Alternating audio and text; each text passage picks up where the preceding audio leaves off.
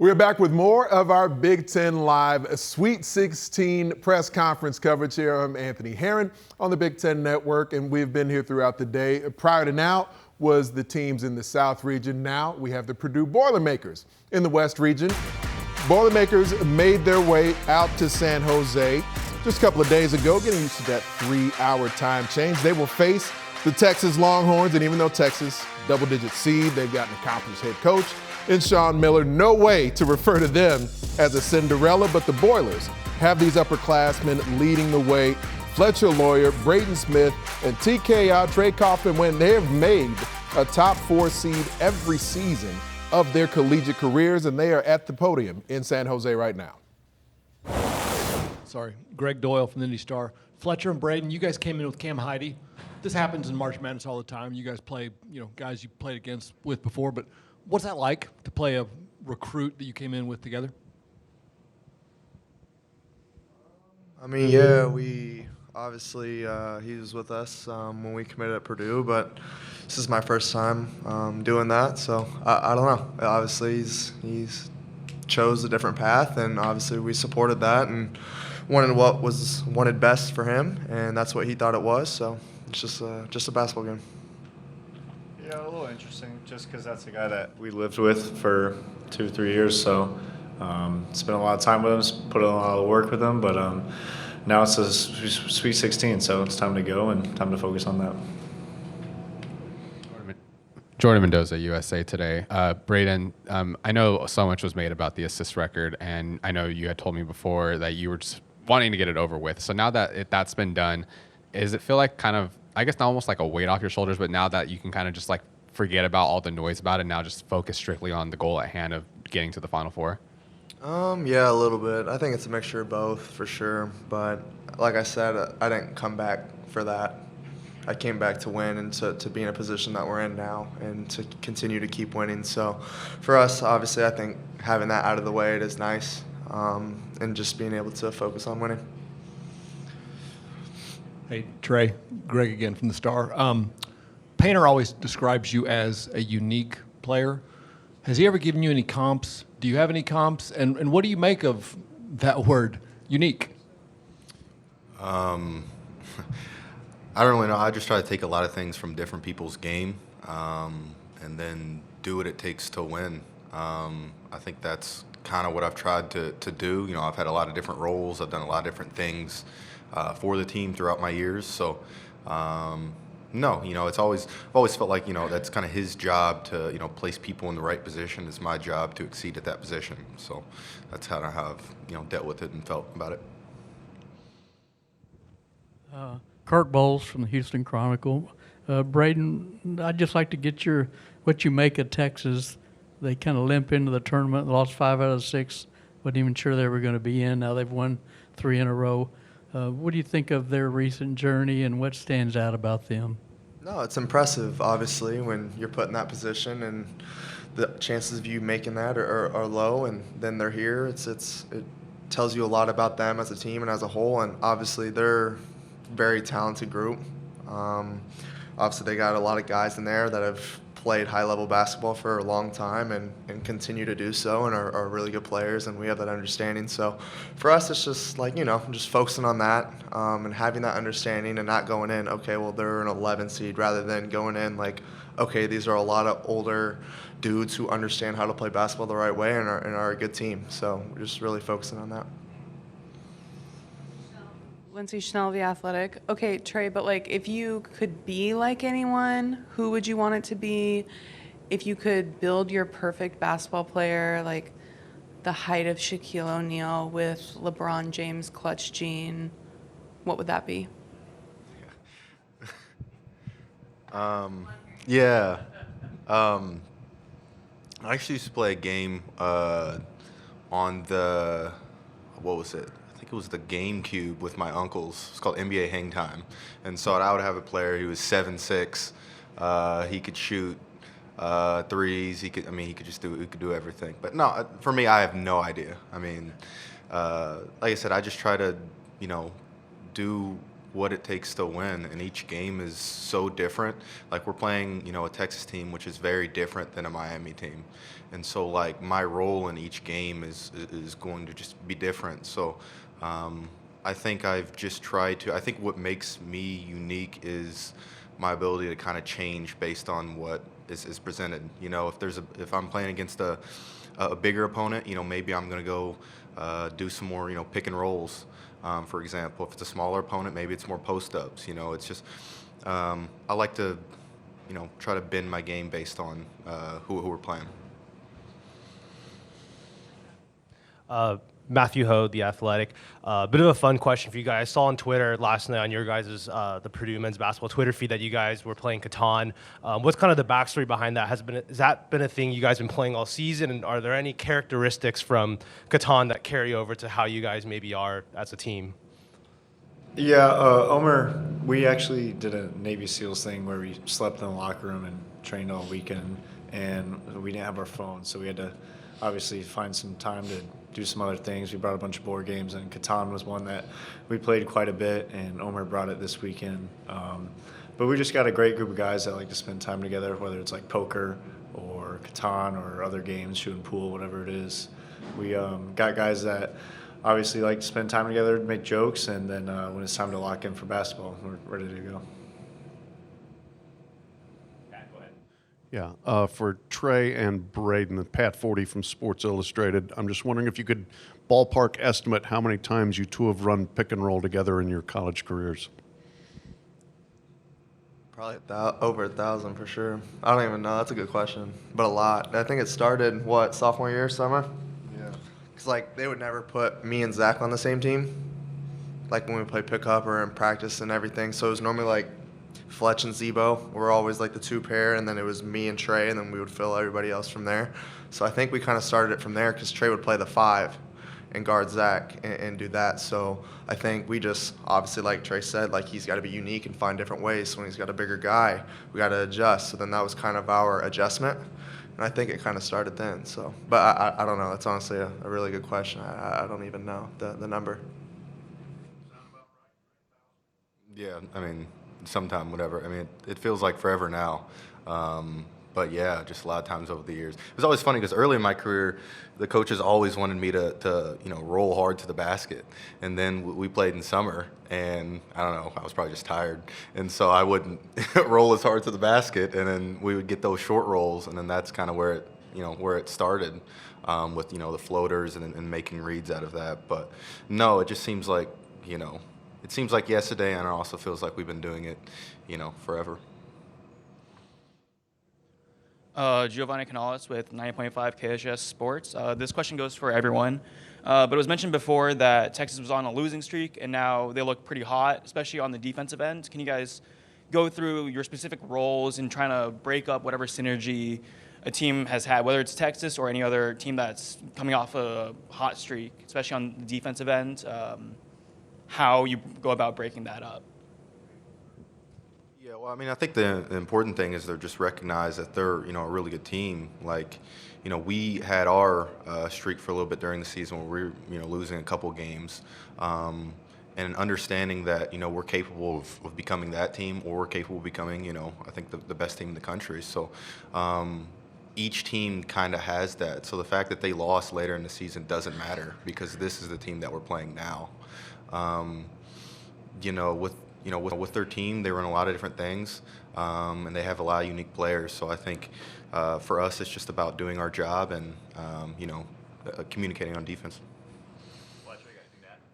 Yeah, I think not really focused on that at all because we've played a team like NC State in the Final Four who had to win 5 games in 5 days to even make the NCAA tournament. So just focus on ourselves, making sure we're ready to go, and recognizing the amount of talent and depth that they have they can beat anybody in the country. Josh Dubert with AP. How have you seen the impact Oscar has made, especially late in the season? For you guys, seems like he's really picked up Big Ten tournament and carried over. Yeah, no, it's been honestly really helpful just having him down there. Obviously, just trying to limit him from fouling is the biggest thing, just because we need him in the game, you know. So I think he's done an unbelievable job, just literally doing his job. And we have meetings, team player meetings at the beginning of the year, just like what each individual player wants to accomplish, personal for the team, like all that stuff. And his was just to be the best rebounder in the country, and like he shows signs of that every single game, and he really works hard towards that. And everybody has a role, and everybody has a certain task they got to do, and that's one of his, is that and rebounding. So for us to see that and him actually do that, which obviously we never doubted that, but for him to keep doing that for us, it gives us extra opportunities and puts us in positions to win. Thomas Dunn, Bracketeer.org for Braden. Back when we were in St. Louis, when we talked to Miami postgame, they mentioned they wanted to put a concerted effort to throw length at you and Shelton Henderson. What lessons did you ultimately kind of take away from that game? And if you see it from Texas and other teams going forward, what ultimately adjustments are you going to make? Yeah, I mean, I think for me, every game there's length on me. I mean, I'm always the smallest on the floor, so for me it doesn't change. It's not any different from playing Michigan in the final of the Big Ten, where Yaxel's guarding me or where Shelton's guarding me or whoever the case is. It's always like that. So I thought they did an unbelievable job. I felt like I was kind of out of character and just not playing how I should, and obviously I was frustrated with myself because I got to be better, especially in a game like that. But no, just being simple and making the right reads, I think is what I got to do, because obviously every team's going to put, I'd assume, that their best defender and lengthwise and all that. So for me, it's just to make the right reads, make the smart plays, and keep it simple. Kirk Bowles from the Houston Chronicle. Braden, I don't know if you had a point guard mentor or somebody you emulated. I don't know, and I don't know if it would have been Sean Miller, who was a pretty decent point guard at Pitt in his career.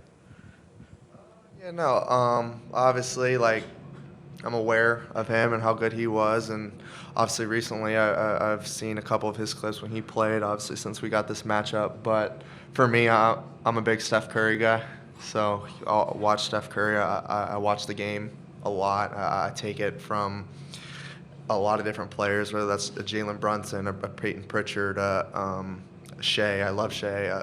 Cade Cunningham, whoever it is. I watch a lot of different basketball, so there's really not one specific person that I watch. I take everything from the game of basketball itself. Lindsay Schnell, The Athletic. Braden, I wanted to follow up on that. Steph is obviously known as a shooter. Do you think he's underrated as a passer? What have you learned in watching him as a passer? Yeah, no, I mean, obviously, you got to take what the game gives you, and I feel like he does that every single night, and whether that's him to score the ball or him to pass when they put two people on him. And I feel like more for Steph is just more about his journey and his story is what I've looked up to, and then obviously how he carries himself as a person and on and off the floor. Because obviously I'm super competitive and I kind of lose it sometimes temper-wise, just because, you know, like, I want to win, and these guys would tell you the same thing. And I just watch him all the time, and Shea are the two people I really admire with that, because they're just so composed. They never are too high, too low, and sometimes I am too high, and sometimes I am too low, and just trying to find that balance. So I think that's really what I take most from him. But he's just my favorite player of all time, so that's just one of the things I enjoy. We have time for one more question. Anybody? Thank you so much for your time. Greatly appreciate it. I was talking to the voice of the Boilermakers, Rob Blackman, just earlier today about that very last point that Braden Smith made about the emotional temperament of this team and their experience really shining through so far in the NCAA tournament. You look at the matchup with Texas right now, the Longhorns have been a team that have made a late surge in the Southeastern Conference and into the NCAA tournament. Their defense has improved quite a bit versus what they did during the regular season. And Purdue, certainly between the Big Ten tournament and what we've seen so far in the NCAAs, playing their best hoops of the season. And now the head man of the Boilermakers, Matt Painter, who has the third most NCAA tournament wins of any coach over the last decade. He is now at the podium in San Jose. Take it away. Hello, everyone. Obviously, like everybody else, excited to be in the Sweet 16. We had a tough game, last game against Miami, Florida, and I think anytime you can get, nobody wants to be in those kind of games, but if you can survive it, I think it's good for you as you move forward. But just excited for our seniors, our players, to be in this position. We know Texas is going to be a tough match. Very good across the board, very athletic, very long, tough. Sean's teams always defend, rebound, and they're obviously playing their best basketball. And a little similar to us at the end of the year, where we had some losses, they've had some losses, but I think you can magnify a lot of different things. They've played better here in the tournament. We've played better. We've both defended better than we did in those stretches. And I think that's, what it's all about, is like how you're playing, right now, and how you got to be able just to push forward. But excited about the challenge. We know this is going to be a very, very difficult game. Jordan Mendoza, USA Today. You mentioned both of you guys are very similar in this way the season ended versus how it was now.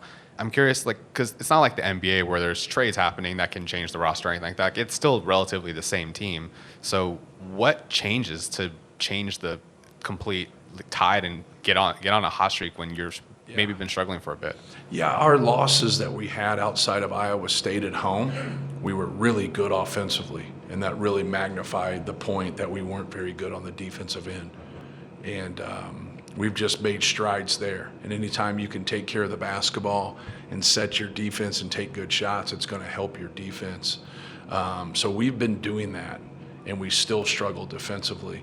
So in the Big Ten tournament, being able to beat Nebraska, UCLA, Michigan, and then obviously getting that win against Miami, Florida after our victory against Queens, we've just collectively been better defensively.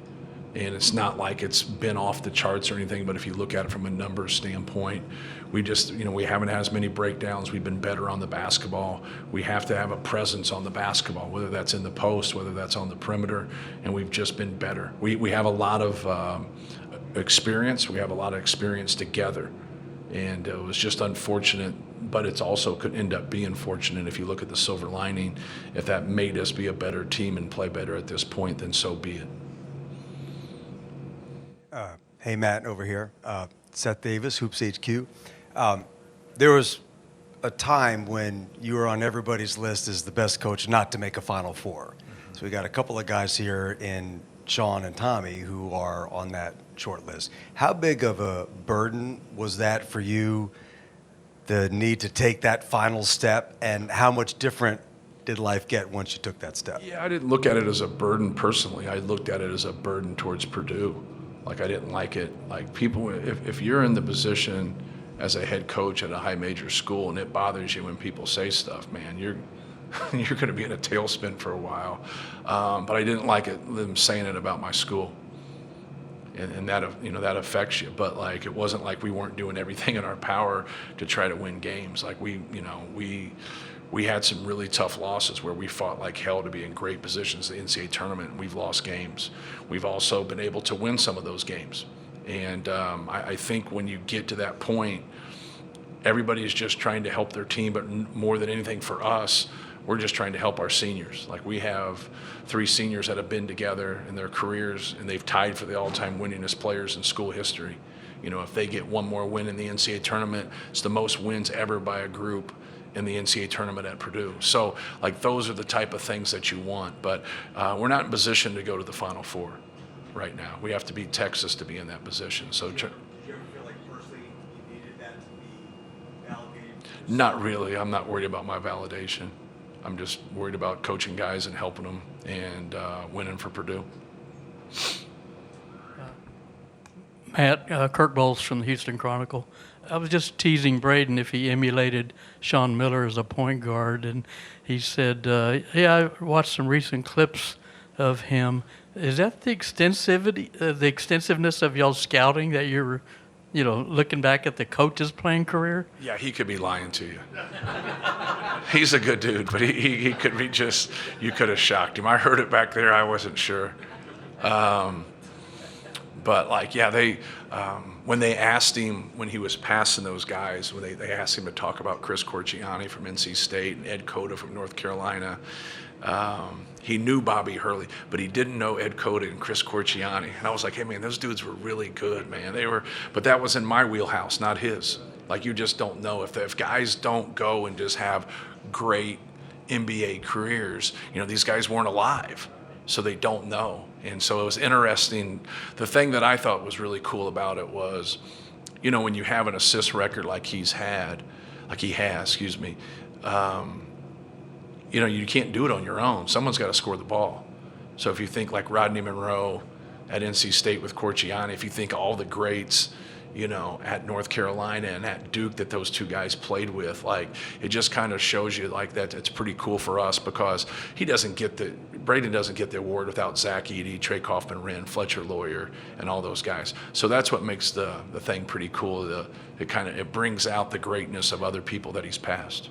When you do the scouting report, do you do like the last 10 games, the last 3 tournament games, or every game? We throw it all out there. Like, you just try to go on the season. You talk a little bit about their career, especially with the portal, because that gets a little dicey, because you'll see somebody averaging 7 points who averaged 22 the year before at a mid-major school. And you're like, hey, man, he scored 37 against these people. And you're like, well, he hadn't scored in double figures in 3 weeks. You're like, well, it only takes 1 game to get beat, right? So, like, we talk away neutral. We talk last 5.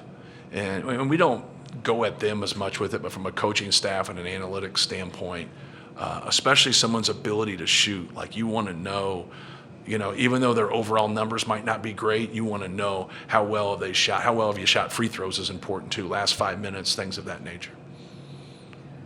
Lindsay Schnell, The Athletic. Matt, when we were all asking Braden different questions, and he was talking a little bit about his favorite players, Steph and Shea, and said that he really admires their composure and that sometimes he is not composed. He lets his temper get the best of him. What has that evolution been like over the course of his career, and how have you seen him grow in that? And how much does that play a role in him being like such a good competitor? Right, yeah, he's very competitive, and I think you saw that, a couple games ago when, he ripped his jersey off and had to play just over missing open shots. That's all it was over.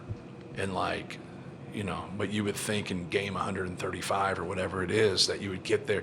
I don't think he's ever going to be that, but that's what makes him good, and sometimes, like, there's nothing wrong with playing through your passion, but when you're emotional, man, you have to learn to move to the next play, and he still has struggles with that. Like, he still will be mad he turned it over, and then he'll have a breakdown defensively or vice versa, where you just got to move to the next play and keep playing, especially, he has to be accountable. He has the ball in his hands at all times.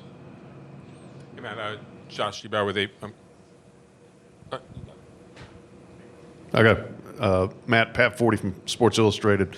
I asked Braden and Trey about how many 1,000 times they've played pick and roll together. What's it been like for you watching them, and really all 3 of you guys, just learn to play together so well for as long as they have? Yeah, well, Braden and Trey, they have, especially with the short roll, they have a really good feel. Our assistant, P.J. Thompson, has done a very good job offensively of setting things up, depending on how people are guarding it, to get the ball in there. I always call it the decision that leads to the decision. And so if you have a great decision maker passing it, then a great decision maker catching it, now he's got to be able to make that play. And it's very unique because he doesn't shoot jump shots.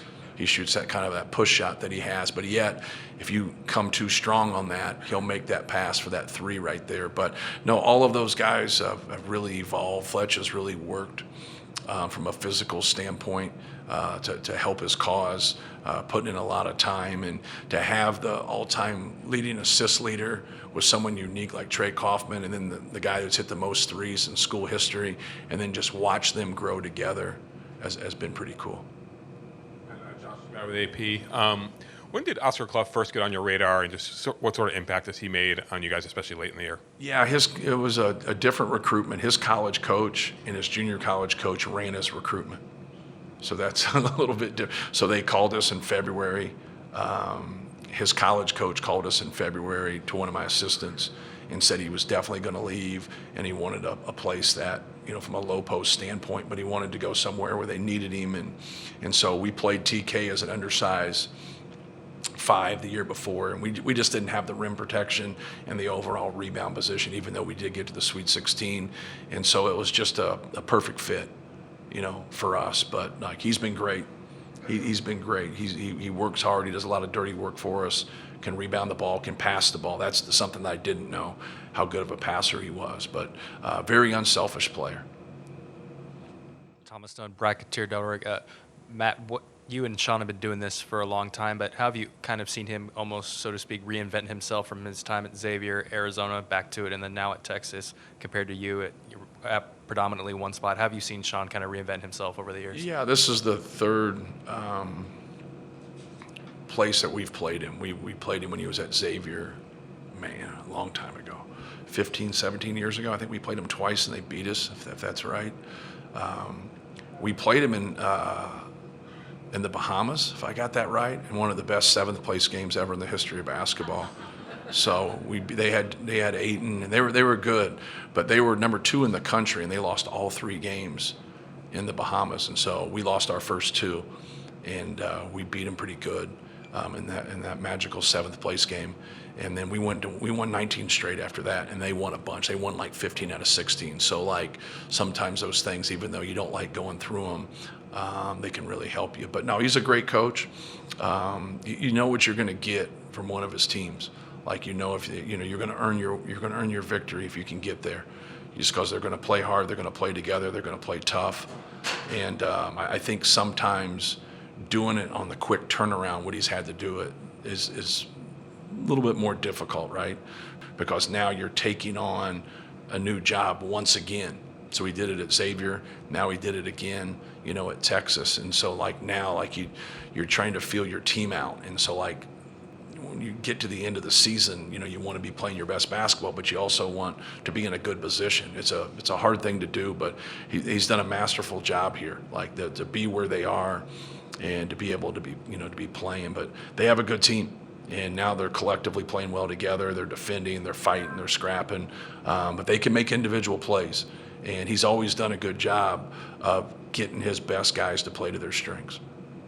And Brayton's obviously seen a ton of length this year on him just from the way he operates. When we were in St. Louis, Jay mentioned that having a guy like Shelton Henderson on him was kind of like a conscious choice. What kind of lessons did you learn as a coach when you see a guy like Shelton Henderson guard Braden Smith, and what you may ultimately see if an athlete of that type of caliber is on Braden the rest of the way? Yeah, we've played a tough schedule in Braden's 4 years. He's like, it doesn't mean that he's not in a position where he could struggle with something like he did the other day. He had 8 turnovers, but he's seen it. Like there was nothing Miami did that he hasn't seen before, and that's what I always talk about. It's like relearning something or watching a movie again, and you just don't quite remember how it ended. Like you have to relearn things in the game of basketball. So they're going to put great quickness, great athleticism, great length on him. The key is kind of watching them and how they do things, but then also realize that they could change too. So like the change isn't the biggest thing in the world, it's the adjustment to that change. And Braden does a great job making those adjustments and understanding that with it. But no matter who they put on him, they're going to put, size, athleticism, length on him, which most people try to do. Time for one more question. Anybody? Okay, Coach, thanks for the time. Greatly appreciate it. Thank you. Purdue versus Texas will be the very first tip of the Sweet 16 in the NCAA men's basketball tournament. We will, of course, be watching closely, and we know you will as well when the action is done there in San Jose. Make sure you tune in here to the Big Ten Network as we continue our ongoing coverage of the path towards a national championship.